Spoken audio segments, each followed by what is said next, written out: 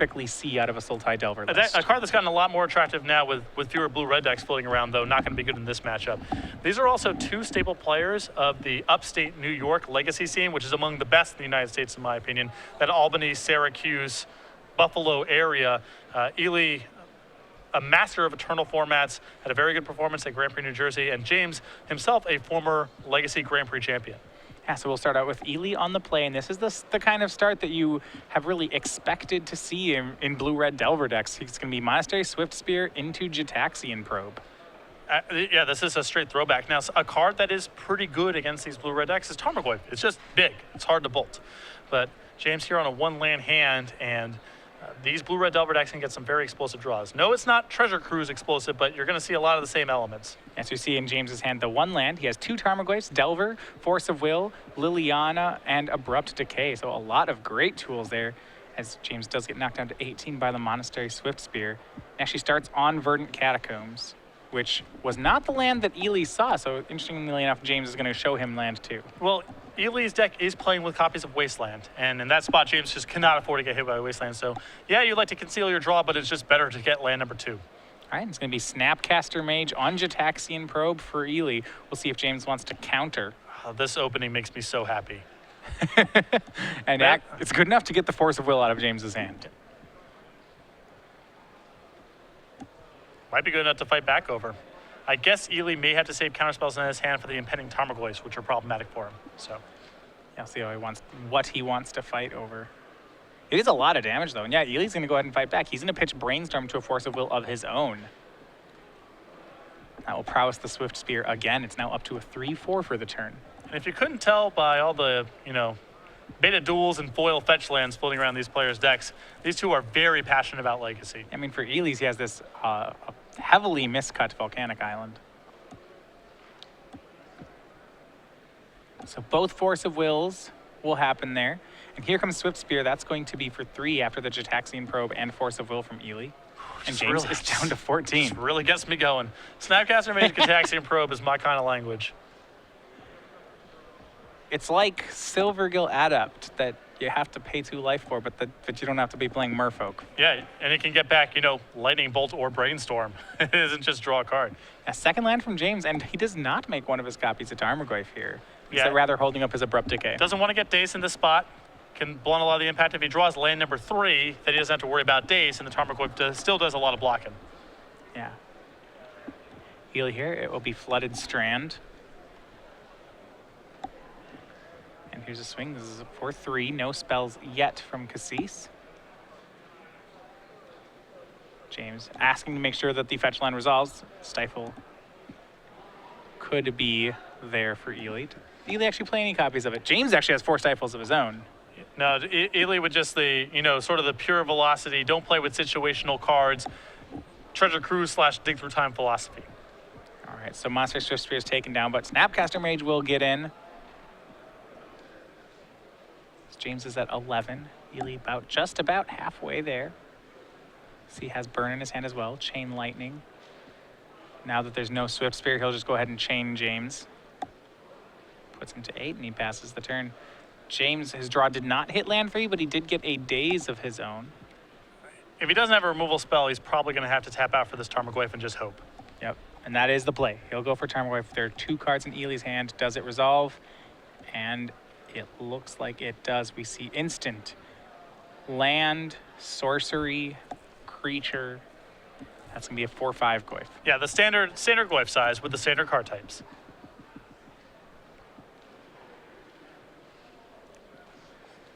Ely not too phased by this, though. He was already last turn using burn spells upstairs, so presumably he's got a plan of how to deal with these Goyfs. Well, his plan might just be James can't really attack, and I might be able to burn him out, and if I can't burn him out, I still get a lot of draw steps. All right, well, here's going to be 1 Lightning Bolt, and that may be at the Tarmogoyf. Interested by the fact that by this line. Well, I think his philosophy here is get this Tarmogoyf off the table. I think Ely's last card after the second bolt is a Dig Through Time. So then you have him at 6 resolving a dig. What I think what he's going to do is he's going to cast Dig and exile all the copies to shrink the Tarmogoyf. I think this is a really I like how this line worked. Yeah, this is much sharper. Yeah, with land instant in James's yard, as long as Ely delves away everything that's not land or instant, yeah, that will kill the Tarmogoyf, which has 3 damage on it. Very nice. That's much better than the play I suggested. The daze, okay. However, the dig doesn't resolve. James does use the daze on it, but that's still very well played by Ely. James will spend his turn just recasting Tarmogoyf. Or rather, casting his second Tarmogoyf.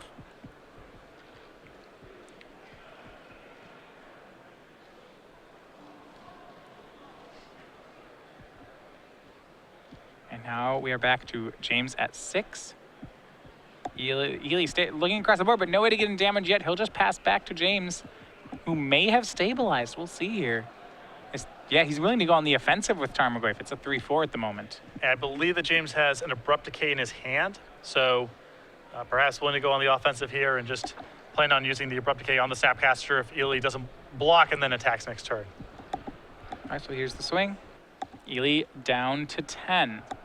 Remember, the Delver deck did do a significant amount of this damage to itself while doing things like fetch lands and Jataxian probes. Yeah. James will Wasteland. He'll let Ely keep the beta one. He'll let him keep all the miscuts.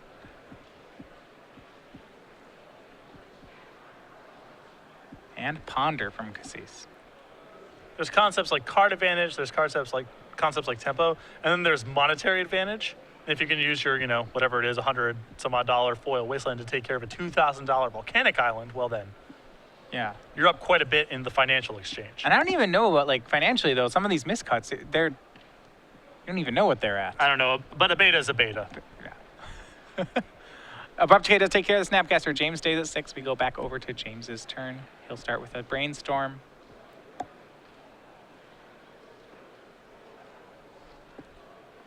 He has Ely at 10, and with Goyf at a 4-5, maybe he can close out this game rather quickly.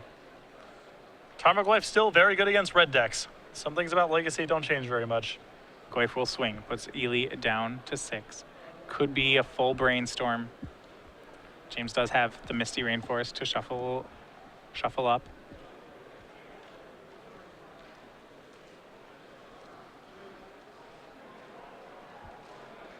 And he'll go ahead and do that here. Both players at 6. James goes down to 5 to crack the fetch land.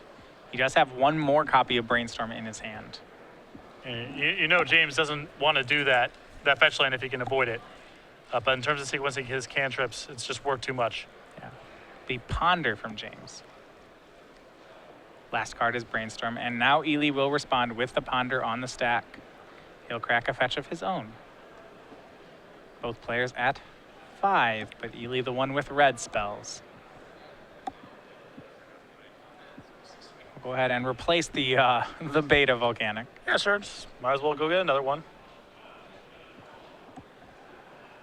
One thing is, there actually, as you've known in these blue-red Delver decks, there are not many mana-producing lands in the deck. Outside of these 3, he has 3 Wastelands, 4 Volcanic Islands, and 1 Island. The rest of the deck is fetch lands, so there's actually only one more mana source in Ely's deck that he can fetch for. With Dig Through Time, you just want all high-octane stuff. So now the Ponder resolves for James. He did get lightning bolted there, down to 2 off when Ely brainstormed. And it'll be another brainstorm. Can he find the last 2 points of burn? Not even looking at him yet. He said it's the 3rd one down.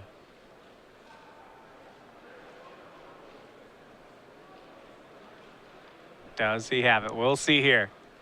Putting 2 back. Taps 1 mana, makes you wonder for a second, but it's just Delver of Secrets. And another Delver of Secrets. He's put an instant on top of his deck. It's not a burn spell, but it's pretty close. Yeah, second Delver here is very good because I think that James has an Abrupt Decay amongst the cards he was looking at. But the second one's still lethal. Right, and the Tarmogoyf is not lethal yet. Right. He's at 5, he can take 1 more hit, assuming nothing happens funky with the card types. Another Abrupt Decay for James, and a Brainstorm. This one's real close.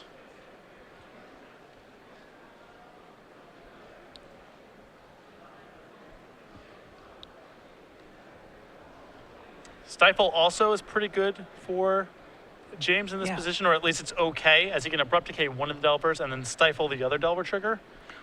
Well, there's a bit of a next level play here too, right? Because if Ely actually didn't find an instant, then the only way the second Delver becomes lethal is if James cracks a fetch land here. James is not cracking a fetch land. I would be surprised. Unless it sets him up to attack for lethal this turn, I don't think that's happening. Tarmogoyf will swing for possible 4.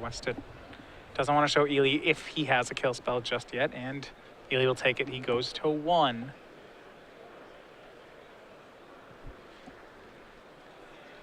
James's hand, fetch land, brainstorm. He'll go ahead and stifle one of the Delver triggers. This is very well played here. He's going to stifle one of the Delver triggers and let the other one flip, and I believe he'll kill the one that flipped. Yeah, Ely still gets some looks at it with the brainstorm he set up here, but with the abrupt decay, it's going to keep James above lethal. And if Ely makes a big attack and does not find a burn spell, James got to kill on the way back. Should get it. All right, well, here's the moment. Ely going to go ahead and draw 3 off this brainstorm. Can he find a burn spell?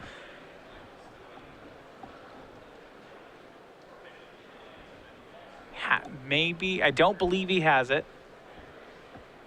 The thing is, Ely doesn't have to attack with the unflipped Delver. He can leave that back as a chump blocker. Now, they may not get him anywhere because he's brainstorm locked at this point. He can't shuffle his deck. But he still can chump block next turn because this has to be killed. All right, so Abrupt Decay will take care of the 3-2. Ely did not swing with the 1-1. It wasn't lethal. And you're right, he does know the top card of his deck is no help.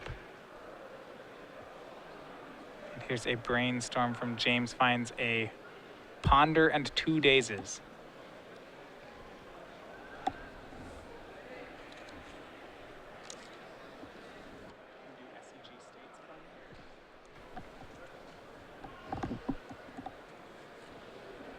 And that'll be a land from James. Now he's willing to go to 1.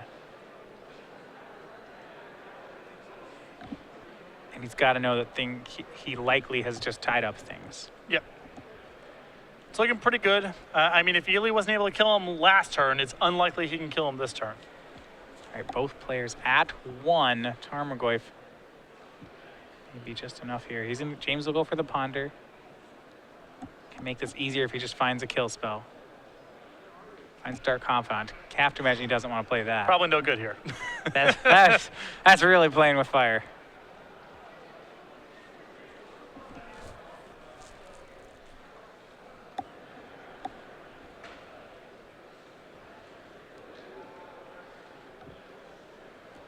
So this is tough because I think the Deathrite Shaman is a pretty reasonable draw here for James.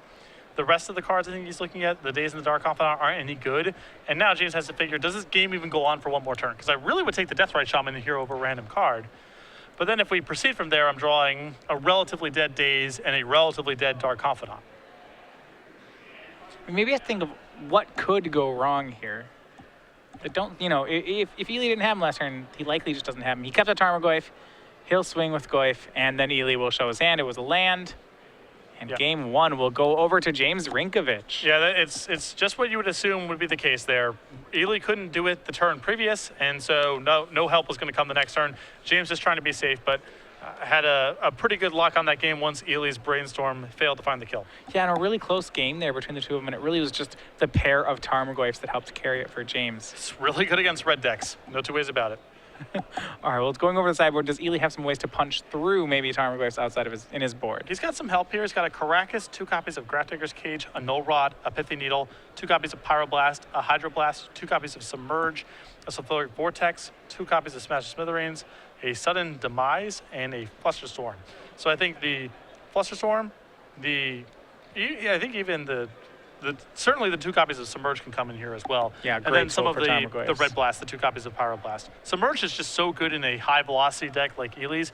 And with fetch lands in play as well, there's going to be spots where James sacrifices a fetch land in response. Ely can submerge it, and then the Tarmogoyf gets shuffled away. So Submerge very good for Ely in this matchup. Absolutely. On James's side, he probably just wants to have more ways to deal with those really fast starts. Looking at his sideboard, he does have, so he has Golgari Charm, Flusterstorm, Pithing Needle, Tassiger, Marsh Casualties, actually.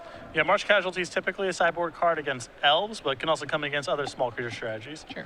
Sylvan Library, Force of Will, Nile Spellbomb, Murderous Cut, Disfigure, Liliana of the Veil, Surgical Extraction, and Thoughtseize. So I want to say he's looking to go toward the cheap removal. Cards like Disfigure, maybe even Murderous Cut. So what's interesting is I don't know if these two know each other's deck lists. They're friends, but you don't necessarily know everyone's full list or even generally what's going on. James has a lot of cards in the sideboard that are very good against Young Pyromancer, but aren't really that good in general. The Golgari Charm, the Marsh Casualties, they're really not that good against Ely's creature base. But James may not know that. So if James brings in a lot of the anti-Young Pyromancer stuff, he could get caught with some one-toughness hate against cards where it doesn't really line up. I think the Disfigure, the Murderous Cut, and the Nile Spellbomb can all easily come in, and depending on how well James knows the specifics of Ely's list, maybe you'll see cards like Golgari Charm and Marsh Casualties, maybe not. Yeah, it is interesting. James with 13 different cards in his sideboard, and a lot of them do seem to be tailored toward that token, sort of like Young Pyromancer or different builds of Blue-Red Delver. It's interesting, too, because these, you see the one-card sideboards a lot in these kind of control decks. Even though with Ponder and Brainstorm you can get away with it, James's game one is really redundant. He's not messing around with fancy numbers, but then in the sideboard he's got a lot of singletons. A lot of them overlap in functionality, like Marsh Casualties and Golgari Charm. They're similar cards. They fill a lot of the same roles, but they give you some extra flexibility having one of each of them rather than two of one of the two. But it is an odd sideboard given how streamlined the main deck is. Yeah, I do agree with that. You generally would see that out of a control deck or a deck that can go find its one-ofs more easily, or would it play a protracted game so that it would have them both in hand and be able to utilize the utility of both of them. Still got Ponder and Brainstorm, so he's still got a lot of looks at these one-ofs. So even the aggro decks get to play that game in Legacy. Yep.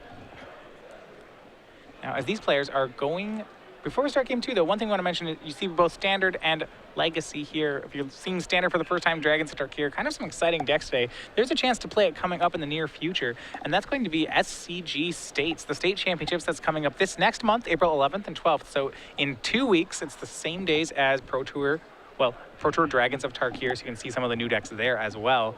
We have 2 events this time. That's pretty new. We have one on Saturday and one on Sunday, and 2 unique events and 2 unique playmats. If you want to play the Standard Championships on Saturday, you see this exclusive top 8 playmat, as well as on Sunday, we have the same one, which is a Goblins artwork, which on the surface looks different than the other one, but if you manage to top 8 both events, you notice that this is for the first time they combine to make one full art picture. Yep. And usually these are panoramic style, left to right. We're doing top to bottom here. You can see the full art in front of you. StarCityGames.com/states for more information. Again, 2 weekends away. After this, we're going to be in Syracuse for the Open Series next weekend, and then the state championship. So if you're not playing in Pro Tour Dragons of Tarkir, head over to the website now and find out the state championship closest to you.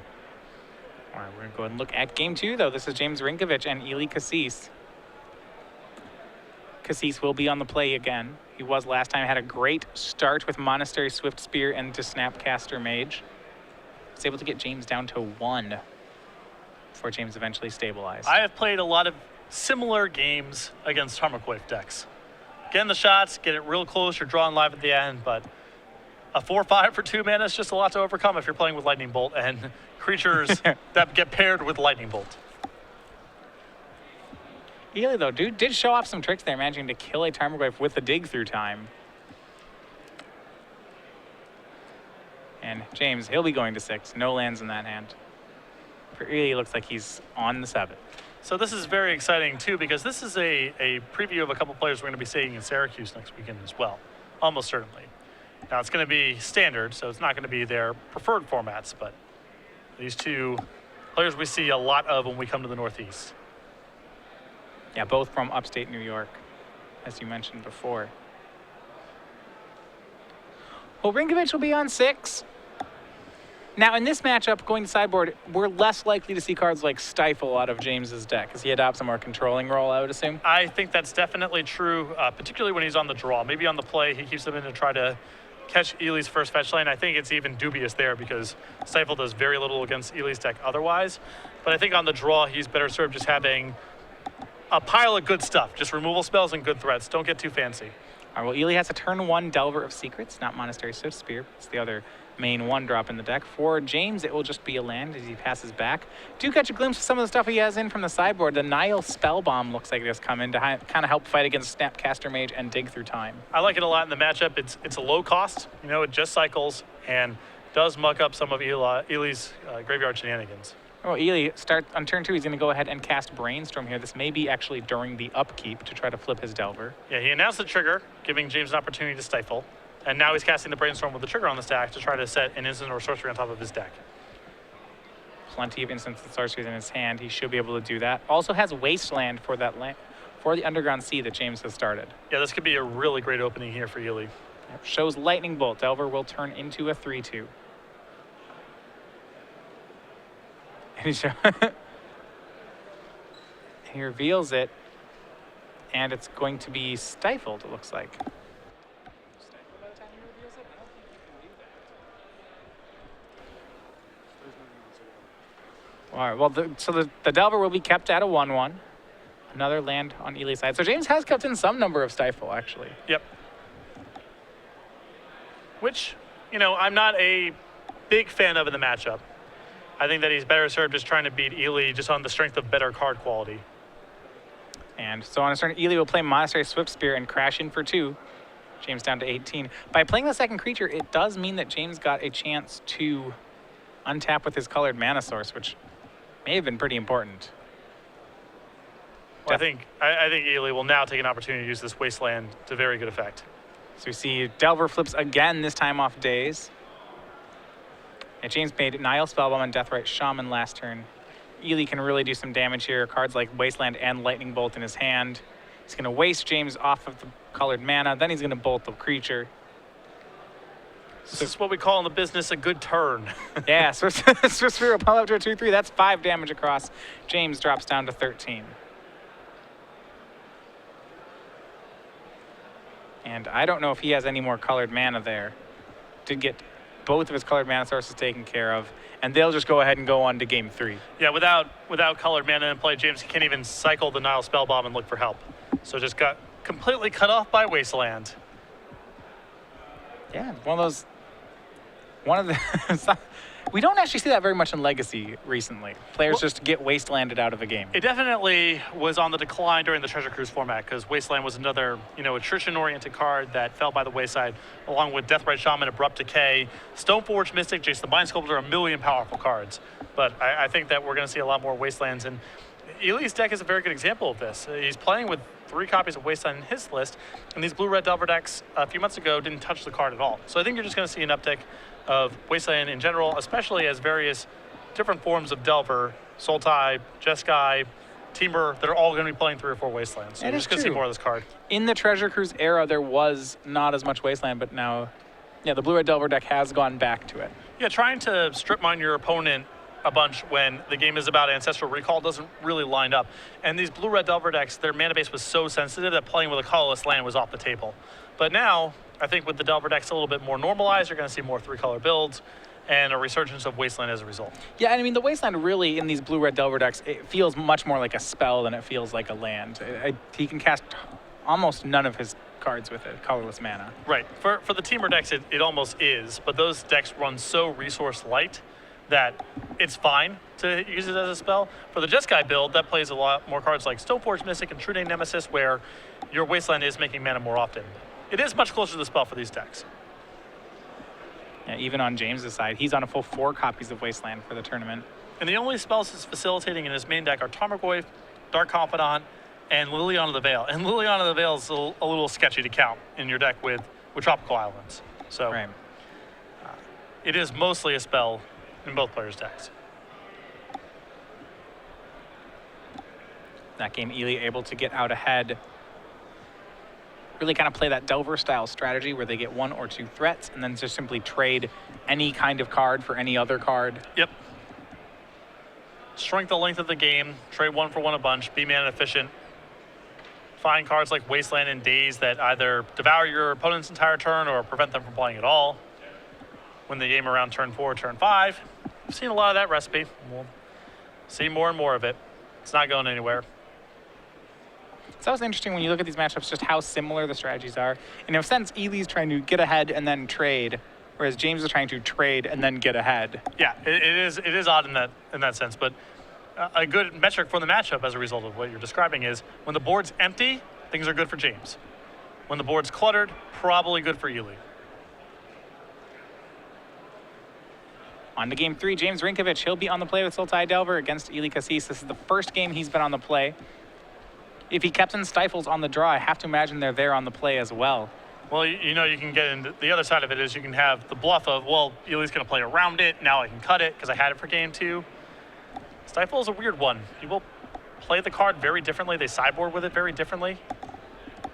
Turn 1 play from James is Deathrite Shaman. That will get a lightning bolt out of Ely. Cleaning the board. I usually err on the side of I want Stifle to be actively good against my opponent to leave it in, but some people are very aggressive with that card, keeping a lot of copies. Yeah, and James will just keep trading. He Wastelands away Ely's land and plays Delver Secrets, and Ely will go ahead and Wasteland James back. So right now the only permanent on the table is the Delver of Secrets from James, which does, however, flip, and now James casts Ponder. Yep.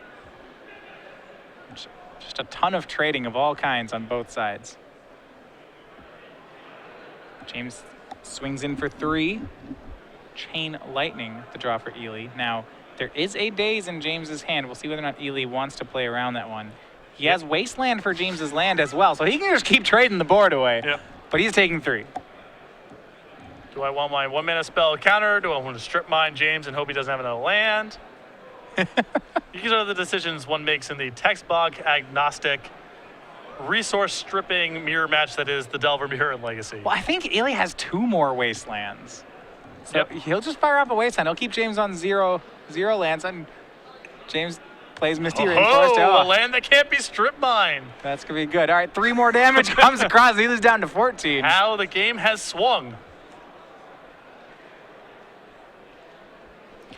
So, I mean, Ely, he wants to keep him off of cards like Tarmogoyf, right? I know a lot of times, because Ely has a lot of lands, he feels like he can get ahead as long as he plays this land game. Yeah. Well, the hope is that James's deck that doesn't run that many lands itself misses on having an island. Then Ely can untap, bolt the Delver, and now that can't be dazed because James doesn't have an island. And then Ely can go on with life from there. So these Wastelands are more about, well, can I just hope that James just doesn't have another land? And then the game gets very easy to play. Now, main phase there, James goes ahead and fetches for Tropical Island. And Ely is going to play Wasteland and then waste James on James's upkeep, just in case James was going to brainstorm in response. Yeah, and that play from James indicated to me that he doesn't know Ely's deck list because cracking the fetch land last turn was a concession to possibly Ely having a Stifle of his own. Yeah. James does have another fetch land, though, so he'll play his own. Pass, and Ely's down to 11 and now 10. This turn 1 flip Delver really doing a lot of work. And James with a Wasteland in his hand, so Ely, make this land count.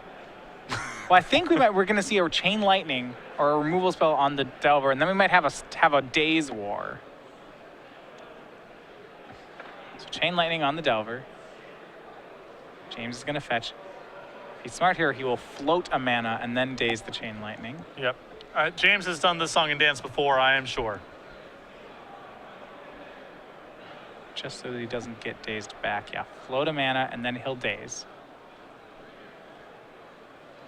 See Ely not dazing back, and now Ely 10, and it's James who starts with the Wastelanding. Sweet. Ely down to 7.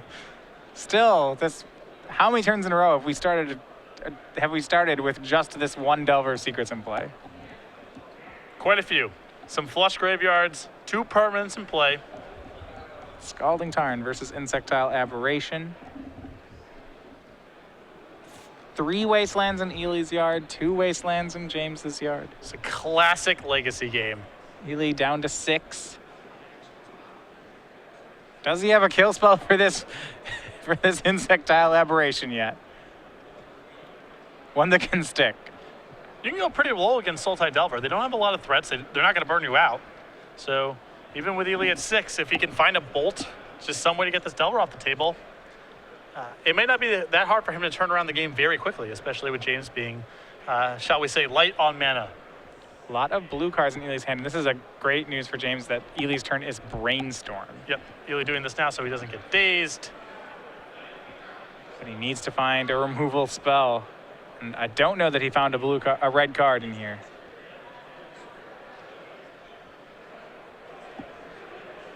And he's not going to be able to shuffle after this Brainstorm. He already had to crack Scalding Tarn just to cast this Brainstorm. So it might be the 3-2 going the distance. Yep, if there's no bolt here for Ely, he's got to keep a cantrip, find a way to shuffle his deck, and try to maximize his cracks at it next turn.